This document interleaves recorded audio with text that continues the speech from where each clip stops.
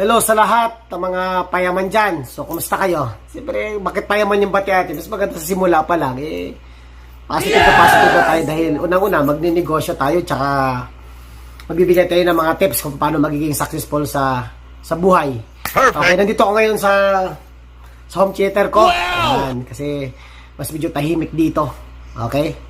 Ang pag-usapan natin ngayon, siyempre, pag-usapan natin ngayong araw na to, paano ka ba magninegosyo na sa simula pa lang ay magiging tama na agad ang negosyo mo. So, sabi nga nila, di ba, ako para sa akin, pag tama ang simula, ang dulo niyan tama din. Perfect. Pag simula pa lang sa negosyo mo ay mali, ang gitna tama, ang dulo niyan magiging mali. So, ang negosyo mo, simulan mo ng tama sa simula, pagdating sa gitna mali, ang dulo niyan magiging mali.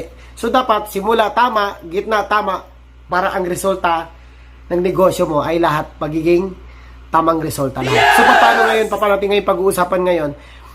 Baka pwede mo maging tanong ito. Ang tanong mo ay, paano ba simulan ng tama ang negosyo? Or, paano ka magsimula ng tama sa negosyo mo? So, yan ang pag-usapan natin. So, pag-usapan natin ngayon, paano ba sisimulan ng tama ang negosyo mo? Dahil pag nasimula mo ng tama, sigurado ako, kikita ka. Okay, so, babalik pa ako. Pag-usapan natin. Mga kauno, tara na magbigay buhay sa ating top partner number 1.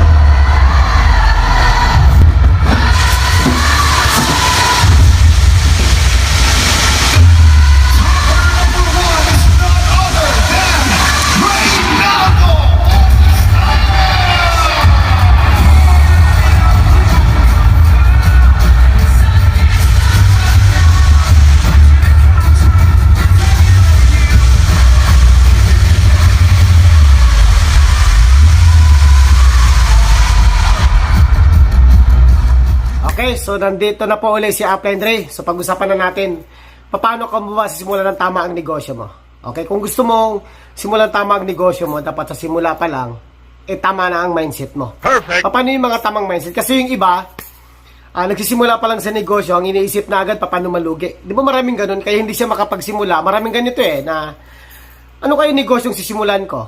Pag mayroon naman sa'yo nag-advise na, simula mo ng ganitong klase negosyo, kaya lang, ang mindset mo, kaya lang baka mamaya, hindi kumita. So, ibig sabihin, hindi ka pa nagsisimula, kinokontra mo na agad yung, baka hindi ka kikita. Baka wala mangyayari. Maraming ganun, kaya maraming hindi nakapagsimula magnegosyo. May alam naman talaga natin para magiging successful ka, para talaga matupad mo yung pangarap mo sa buhay, dapat talaga magnegosyo ka kasi negosyo naman talagang ang solusyon para magiging successful tayo at gusto natin makamit ang buhay. Kaya lang marami sa ating hindi nakakapagsimula magnegosyo dahil unang-una nga, ang iniisip baka malugi, baka walang mangyari, baka hindi naman kikita. So, ang point ko, saan ka nakakitang negosyante, ang iniisip, paano malugi? So, dapat kung talagang gusto mo maging negosyante, sa mindset mo pa lang dapat, strong ka na. Dapat ang isipin mo, paano ba ako kikita sa negosyong ito? Kasi pag ganun yung tanong ng utak mo, ang sagot niyan, ipagkita din. Kasi maraming tao, pa nagtatanong kasi, ang tanong nila mali. Kaya pag mali ang tanong mo, mali din yung magiging sagot. Like example, may nagtatanong minsan na, apply, alam ba, sa network marketing, siyempre ako sa network marketing ako medyo, talagang yun ang mindset ko, doon naging maganda eh. May sabi na ako siya nagtatanong, pag ginawa ko to, sigurado ba ang kikita ako? So bakit may tanong kang ganon? So ibig sabihin, hindi naman lalabas sa salita mo ang salitang sigurado kung ikaw mismo, hindi ka sigurado. Dapat ikaw muna. Ikaw ba sigurado ka? Kasi kaya nga sabi ko sa iyo, mga nakikinig ngayon, ang pagninegosyo ay, nagsisimula yan, kung tama ka mag-isip, ibig sabihin, ang isip mo talaga, ang focus mo ay paano kumita. Kasi kung ang focus mo ay parang 50-50, pwedeng kikita, pwedeng hindi. So magkakaroon ka ng question sa buhay mo. Baka yung mga tanong mo sa mga kaibigan mo, ay hindi magandang tanong. Baka ang tanong mo, para gusto ko yung nangyari sa buhay mo, gusto ko rin maging successful, kaya lang baka malugi ako. So pag ganun ang tanong mo, hindi namin kayang sagutin yun ng mga naging successful kasi unang-una, hindi naman yung naging tanong namin kung bakit kami successful. Unang-una, hindi naman yun yung naging instinct sa utak namin yung tanong na ganun. Dapat ang tanong mo na lang, paano maging successful? Paano sisimulan natin ang tama? Kasi pag ang tanong mo ay positive, ang maging resulta mo sa negosyo mo, sa nagsisimula pa lang, ay magiging positive din. Perfect. So for example, tatanong mo, paano natin palaguin to? Di ba? At least, yung advice sa'yo, ganito yung gagawin sa'yo. Kaya nga, sa mga gusto magnegosyo po, hingi kayo ng mga tips sa mga taong successful. Huwag ka rin kayo magtanong sa mga taong hindi successful. Sorry. Pero yun naman talaga, in reality, huwag tayo magtanong sa kanila kasi hindi naman nila alam kung ano yung sagot. Kaya lang, minsan, kaya hindi tayo nakakapagsimula, nagpapa-advise din tayo sa mga hindi naman nagninegosyo. Okay, so ibig sabihin, kung gusto mo maging negosyante talaga at magiging successful ka talaga, magtanong ka sa mga taong nagiging successful. Huwag ka magtanong doon sa mga hindi naman naging successful kasi unang-una, hindi naman nila alam yung sagot. Ay siyempre, lalo na tayo, unang-una, takot ka magnegosyo. Eh kasi iniisip mo baka walang mangyari. So ang tendency, ang matanungan mo, takot din. Kaya, no wonder, ang magiging advice sa iyo, nakakatakot din. So magtanong tayo doon sa mga gusto po magiging successful dyan, sa mga nakikinig ngayon. Kung gusto nyo po maging successful, magtanong po kayo sa mga tao naging successful. Tapos ang tanong nyo sa kanila, hindi yung tanong kung paano malugi. Hindi yung tanong baka walang mangyari. Huwag mo itanong yon. Yung tipong, gusto kong gawin yan. Ay, mga ganun, di ba? Gusto ko nangyari sa buhay mo. Gusto kong gawin yan. Kaya lang baka hindi para sa akin yan. O sa negative na agad. Wala ka masisimulang negosyo. Iba naman, gusto ko yung na-achieve mo sa buhay, gusto ko rin maging successful tulad mo. Kaya lang, pag ginawa ko yan, wala naman akong oras eh. O di wala kasi simulan uli. So, ibig sabihin, yung tanong mo kasi, gusto mo na parang ayaw mo. Dapat ang tanong mo, clear sa utak mo, o click sa isip mo, clear sa'yo, na gusto mo talaga maging successful. Dapat ang tanong mo, paano mo ginawa? Paano ka naging successful? Dapat yun yung mga tanong mo. Kasi pag yun ang tanong mo, ang inject ng puso mo, ang inject sa mindset mo, magandang sagot. Para pag tinanong mo, paano ba maging successful katulad nyo? So, anong isasagot namin? Anong isasagot ng mga naging successful? Siyempre, maganda din. Kung negosyo ang pag-usapan na gusto mo talaga maging successful, so dapat ang pinag-uusapan natin lagi or pinag-uusapan nyo lagi, yung mga bagay na pwedeng makakatulong. Ngayon, pag gusto maging successful, pag medyo hindi magandang sinasabi, iwasan mo na lang. Kasi parang ganito kasimple yan eh. Kung ano yung mga naririnig mo, marurumihan yung utak mo, marurumihan yung mindset mo. So, hindi ka uli mamomotivate, tapos manghihina ka uli kasi yung mga naririnig mo, puro negative. So, pero kung gusto mo talagang umangat sa buhay, magiging successful ka, dapat ang naririnig mo, puro magaganda. Paano nag-success, paano nilampasan yung pagsubok, paano naging matatag.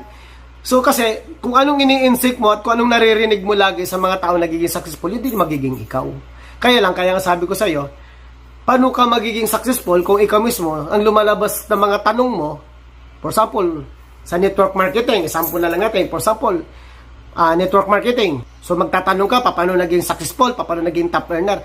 So, ang tanong mo dapat, paano maging top earner? Ngayon, pag sinagot ka ng mga apply mo, itong gagawin mo, huwag mong kontrahin ang utak mo. Ibig sabihin, huwag mong kontrahin, parang masipag sila, parang magaling kasi sila. So, pag ganun kasi, yun yung magiging ikaw talaga kasi, ibig sabihin, yung sinagot namin sa'yo, pero pagdating sa'yo, narinig mo, pagdating sa utak mo, naging iba na, so yun magiging ikaw. So dapat, kung ano yung sinabi ng apply mo sa'yo, binigyan ka ng tips, itong gawin mo, ganito mangyayari sa'yo. So dapat yun, paniwalaan mo, kaya lang siyempre, sabi ko nga sa'yo, panaghalo yung duda at yung success, lalamunin yung pagiging successful, dapat yung duda mo, tanggalin mo. Dapat ang buo-buo dapat sa sarili mo na magiging successful ka. Ibig sabihin, alam mo naman yung tama at mali eh. Ibig sabihin, pag positive na tao ka, malalaman mo agad kung nasa tama o nasa mali ka. At isa pa, kung gusto mo rin maging successful talaga at maging tama talaga yung negosyo mo, simulan mo talaga siya ng tama. Paano yon? Yung paano ka mag-isip, huwag mong isipin na malulugi ka. Ang isipin mo, paano ka maging successful, lalo na kung may mga nakagawa na. Lalo na kung meron ka nang nakita na nag-prove talaga na naging successful na siya dahil sa network marketing. Okay? So, ganoon lang po. Ingatan po natin minsan ang mindset natin. Pag sumablay tayo sa mindset natin, magiging sablay lahat. Pero pag tama ang mindset mo, kahit gano'ng kahirap yan, didiretso at didiretso ka, magiging successful ka. Okay? Kaya po nakikita nyo sa akin ngayon, hindi naman ako sa nagmamayabang. Ako po ay dating security guard. So, nakinig lang din ako sa nagme-mentor sa akin. So, nakakatuwa. Dati, pangarap ko lang magkaroon ng sinihan sa loob ng bahay. Ngayon, may sinihan ako sa loob ng bahay. Pangarap ko lang dati magkaroon ng gym. Ngayon, meron akong sariling gym. Pangarap ko dati magkaroon ng bahay. Ngayon, kahit pa nagkaroon ako ng sarili kong bahay. So, ay dati naman akong security guard. So, ibig sabihin, ang pagiging successful, hindi mo pwedeng i-down kung ano yung background mo. Hindi mo pwedeng i-down kung mahina ka. dapat nga impact, iangat mo yung sarili mo para magiging successful ka talaga. Kaya nga hindi lahat ng tao pwede ding magiging successful, at hindi lahat ng mga galing pwede ding maging successful. At hindi rin lahat din ng sobrang galing pwede maging successful, kasi kahit sobrang galing mo, talaga ang galing-galing mo ko, pero ang mindset mo naman ay minsan ang naiisip mo negative, wala talaga. So normal din na mag-negative tayo, pero sa mga bagay na pwede natin i-twist agad na positive. Okay ba tayo doon? So yun lang po. Simula mo siya ng tama. Ngayon pa lang, maging positive ka sa buhay. Okay? Kung nahihirapan ka ngayon, magiging positive ka pa rin. Kung maraming hindi naniniwala sa'yo sa network marketing, maging positive ka pa rin. Bakit? Kasi maaring negative sila. Basta bit-bit mo yung positive sa buhay mo, bit-bit mo yung tamang mindset mo, maniwala ka sa akin, magkikreate yan ng magandang resulta darating ang time. Okay? So, saka siyempre, sa pagninegosyo po, hindi agad bukas mayaman ka. Okay, walang ganun. 1 year, 2 years, tatagal pa rin yan. Siguro mga 1 year. Kaya nga, kung ang negosyo ay, at ang pagiging successful ay madali, di dapat lahat tayo naging successful na. Bakit iilan lang yung successful? Kasi, ang labanan kasi dito, wag ka lang talagang mainip. May pagdadaanan ka, pero wag kang bumitaw. Pag alam mo yung ginagawa mo, papunta dun sa pagiging successful, kung yung ginagawa mo talaga, marami na nakagawa na naging successful na, lalo sa network marketing, tumuloy ka. Maaring sa simulang buwan, pangalawang buwan, pangatlong buwan, walang magandang nangyayari. Huwag yun ang tignan mo. Ang tignan mo yung may mga nakagawa na. Ibig sabihin, may mga nakarating na.